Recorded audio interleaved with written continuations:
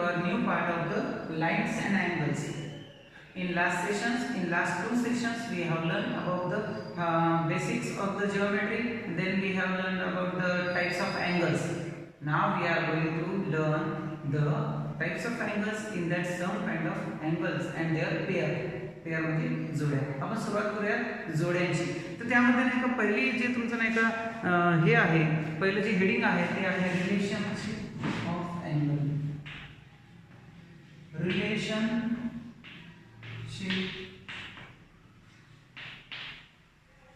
relationships between angles.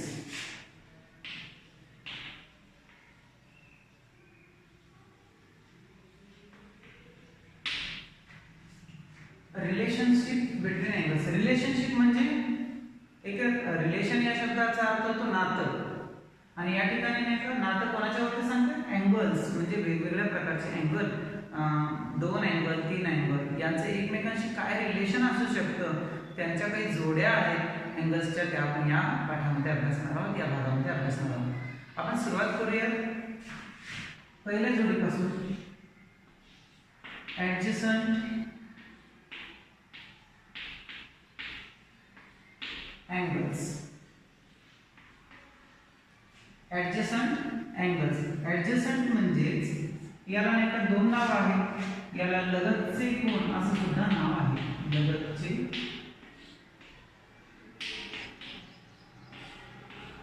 याला लगतचे कोन असं सुद्धा म्हणतात, आणि आणखीन एक नाव आहे त्याला संलग्न कोन. संलग्न म्हणजे सोबतचे. आता संलग्न कोन हे संलग्न म्हणजे एकमेकांच्या जवळ असतात, आणि कशा पद्धतीचे असतात आपण ते अभ्यासूया या भागामध्ये. या ठिकाणी मी काही फिगर्स काढतोय.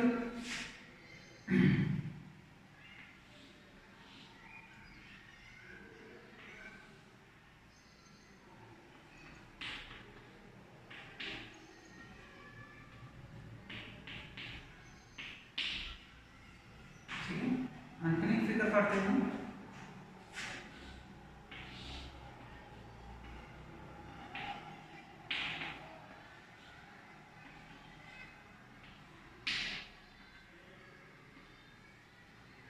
आणि ही तिसरी फिगर आहे.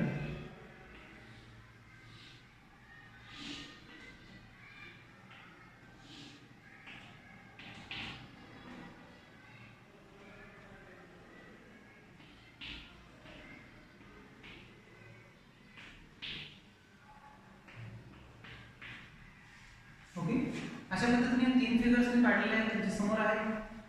इथे तुम्ही बघू शकता की नाही का एका अँगल मध्ये 2 अँगल तयार झाले. बघा या ठिकाणी ABD अँगल ABD हा एक आहे, अँगल DBC हा एक अँगल तयार झाला, आणि मोठा अँगल ABC सुद्धा आहे. तर यामध्ये ऍडजसंट अँगल म्हणजे लगतचे कोन. आता समजून घ्या लगतचे कोन काय असतात. याच्यासाठी 2 क्रायटेरिया आहेत. हे दोन्ही क्रायटेरिया त्याला लागू पडले पाहिजे त्या फिगर्सला.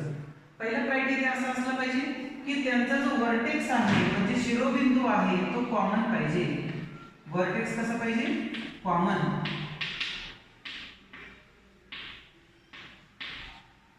कॉमन म्हणजे दोघांकडे असावा. आता इथे मी बघा ABD हा एक अँगल तयार झाला, आणि दुसरा अँगल कोणता आहे DBC. आता या ठिकाणी B हा जो शिरोबिंदू आहे तो पहिल्या अँगल मध्ये सुद्धा येत आहे, आणि या नंबर 2 च्या अँगल मध्ये सुद्धा येत आहे. ओके, म्हणजे कॉमन व्हर्टेक्स असला पाहिजे. व्हर्टेक्स या ठिकाणी B आहे, याला आपण शिरोबिंदू म्हणतो. काय म्हणतो, शिरोबिंदू. लक्षात ठेवायचं. तर साधा बिंदू आणि शिरोबिंदू मध्ये काय फरक असतो. आता A आणि D मध्ये, A आणि B मध्ये काय फरक आहे. A हा साधा बिंदू आहे आणि B हा शिरोबिंदू आहे.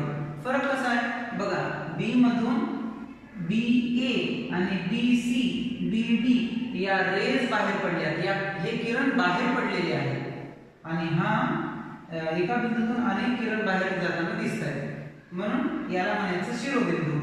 आणि मग तुम्ही म्हणता A मधून पण नाही, आपण म्हणू शकतो की एक लाईन बाहेर पडली, पण एकच पडली आहे, 2 नाही. एका बिंदूतून जर एकच लाईन बाहेर जात असेल तर त्याला फक्त बिंदू म्हणा, परंतु जर एका बिंदूतून अनेक रेषा बाहेर जात असतील तर त्याला म्हणायचं शिरोबिंदू. व्हर्टेक्स कळाला. तर पुढे बघूया. पहिला क्रायटेरिया आहे की व्हर्टेक्स दोन्ही अँगल मधला कॉमन असला पाहिजे. कॉमन म्हणजे सारखा दोघांकडे पण आला आणि दुसरा म्हणजे त्यामध्ये कॉमन आर्म असलं पाहिजे. Common arm. आर्म म्हणजे बाजू.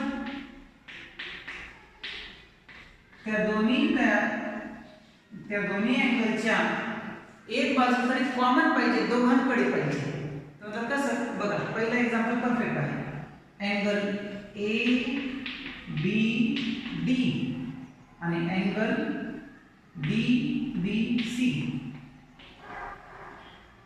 तर यामध्ये कॉमन व्हर्टेक्स काय आहे? बी हा दोघांकडे पण आहे. बघा बी आहे, दोघांकडे पण बी आलेला आहे. पहिलं क्रायटेरिया येतो. दुसरा नियम की कॉमन आर्म म्हणजे यांची ही बघा बाजू. कोणची बाजू? बीडी. बीडी हा पहिल्या अँगल मध्ये पण आहे आणि दुसऱ्या अँगल मध्ये सुद्धा आहे. म्हणजे ही झाली कॉमन. म्हणजे पहिल्या अँगल मध्ये सुद्धा बीडी आहे आणि दुसऱ्या अँगल मध्ये पण बीडी आहेच. हे दोन क्रायटेरिया जर पूर्ण होत असतील तर आपण म्हणू शकतो की ऍडजसंट अँगलचा हा पेयर आहे. अँगल एबीडी आणि अँगल डीबीसी हे दोन्ही अँगल ऍडजसंट अँगल आहेत. आता तसंच आपण याच्यामध्ये बघूया बरं. Same criteria. व्हर्टेक्स कॉमन आहे का? हो आहे. या ठिकाणी व्हर्टेक्स आहे कॉमन. बघा इथे दोन अँगल तयार झाले, पहिला दुसरा. क्यू हा व्हर्टेक्स आहे. Okay. Common arm. Arm common आहे का? आर क्यू पहिल्या अँगल मध्ये पण आला, आर क्यू दुसऱ्या अँगल मध्ये पण आला. बघा आर क्यू पी पहिला अँगल, आर क्यू एस असं जरी वाचलं तरी चालेल. आर क्यू हा दोघांकडे पण आहे. म्हणजे हे सुद्धा लगतचे कोण आहेत. आता इथं नीट बघा, तुम्हाला इथं सर दोन निघालेत बाहेर. आता आपण फक्त नाही का यांच्या बाबतीत बोलतो. बघा हा नंबर 1 चा अँगल आणि हा नंबर 2 चा अँगल. हा मधला अँगल सोडून दिला. तर अँगलची नावं बघा. अँगल के जे एल आणि angle M J N. Angle M J N. हे दोन अँगल ऍडजसंट अँगल आहेत का नाही? तर आपण बघूया. चला नियम आपल्याकडे आहे. व्हर्टेक्स कॉमन पाहिजे. व्हर्टेक्स कोण आहे इथं? जे. व्हर्टेक्स कॉमन आहे का? हो. इथं पण जे आलाय, इथं सुद्धा जे आलाय. म्हणजे जे कॉमन आहे. ओके. पहिला क्रायटेरिया पूर्ण होतोय. दुसरा क्रायटेरिया कॉमन आर्म. बाजू कॉमन आहे का? आता नीट बघा. के जे एल याच्या दोन बाजू कोणत्या आहेत? या अँगलच्या पहिल्या नंबरच्या के जे एक बाजू, जे एल दुसरी बाजू. दुसरा अँगल बघा एम जे एन याच्या दोन बाजू कोणत्या आहेत? एम जे आणि एन जे. म्हणजे या ठिकाणी या दोन अँगल मध्ये कॉमन बाजू नाहीये. कॉमन बाजू आहे का? नाहीये. दोन्ही पण बाजू वेगवेगळ्या आहेत. म्हणजे याचा अर्थ हे पेयर ऍडजसंट अँगलचा होणार नाही. 3 नंबरचा पेयर ऍडजसंट अँगलचा होणार नाही. का? कारण की दिलेली जे अँगल आहेत त्यांच्यामध्ये कॉमन व्हर्टेक्स आहे पण कॉमन आर्म नाही. कॉमन आर्म नसला तर तो ऍडजसंट अँगल ठरत नाही. समजलं? तर तुम्ही हा व्हिडिओ वारंवार बघून ऍडजसंट अँगल काय आहे या 3 एक्झाम्पल वरून समजून घ्या. तुम्हाला सोपं जाण्यासाठी या फिगर्स तुम्ही वहीवरती हाताने काढून बघत जा आणि नावं सुद्धा द्या आणि तुम्हाला ते समजायला लागेल. ठीक आहे. आता आपण पुढच्या प्रकाराकडे बोलूया. याच्यामधून पुढचा प्रकार आहे लिनियर पेयर. कुठला पेयर आहे? Linear pair.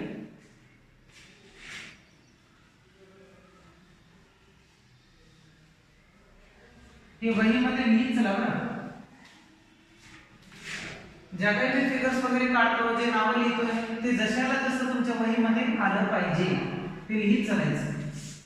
चला पहिला आपण बघितला ऍडजसंट पेयर. आता 2 नंबर बघूया लिनियर पेयर.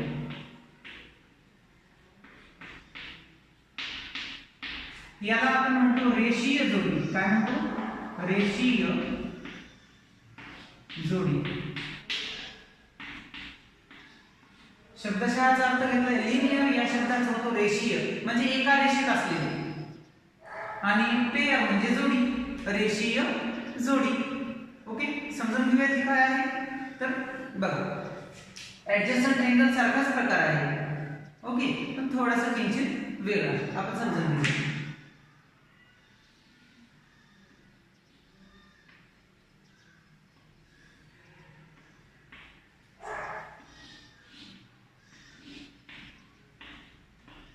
तुम्ही म्हणता सर मागच्या वेळेस काढलेल्या फिगरच तुम्ही काढलेल्या आहेत.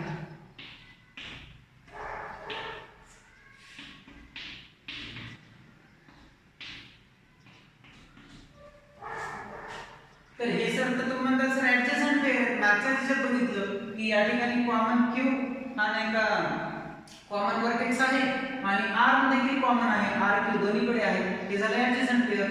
आणि हा सुद्धा BC कॉमन आर्म आहे आणि B हा कॉमन वर्टेक्स आहे, म्हणजे हे पण झालं ऍडजसंट पेअर. अगदी बरोबर आहे तुमचं, दोन्ही फिगर मध्ये नाही का आपण ऍडजसंट पेअर आहेत असं सांगू शकतो.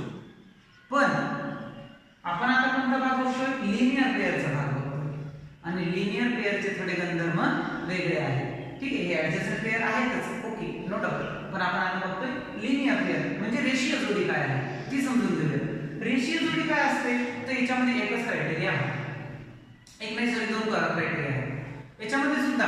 की पहिली गोष्ट जे नाही का जे दोन अँगल तयार झालेले आहेत त्यातली ही महत्त्वाची गोष्ट, तुम्ही कॉमन वर्टेक्स म्हणा किंवा हे म्हणा, ओके.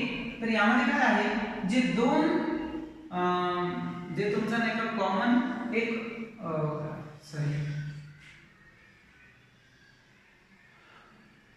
हा तर हे दोन्ही पण ऍडजसंट पेअर नक्कीच आहे, परंतु हे लिनियर पेअर आहेत का नाही हे बघण्यासाठी आपल्याकडे एक क्रायटेरिया आहे. तो क्रायटेरिया काय आहे तर बघून घ्या. तयार झालेले जे दोन अँगल आहेत त्यांच्यामध्ये जो शिरोबिंदू असतो म्हणजे वर्टेक्स Q यापासून दोन रे निघाले पाहिजे.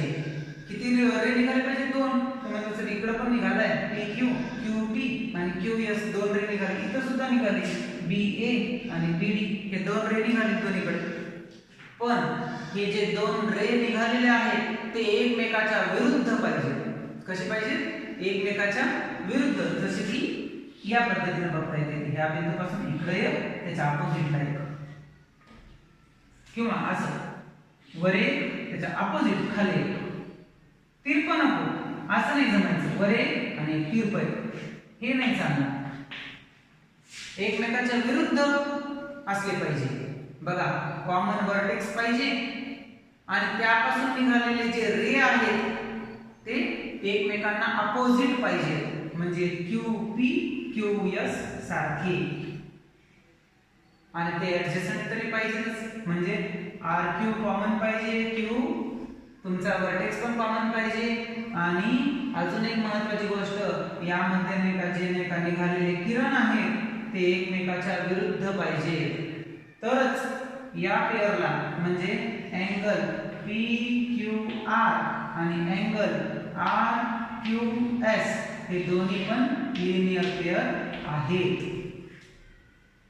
अँगल PQR आणि RQS लिनियर पेअर आहेत, कारण की त्यांच्यामध्ये जे QP आणि QS हे जे दोन रे आहेत ते एकमेकाच्या विरुद्ध आहेत. मला सांगा या फिगर मध्ये तसं आहे का? म्हणता सर नाही, या ठिकाणी जे नाही का दोन रे आहेत AB आणि BD हे एकमेकाच्या विरुद्ध नाही, एकमेकाच्या विरुद्ध ते नाही.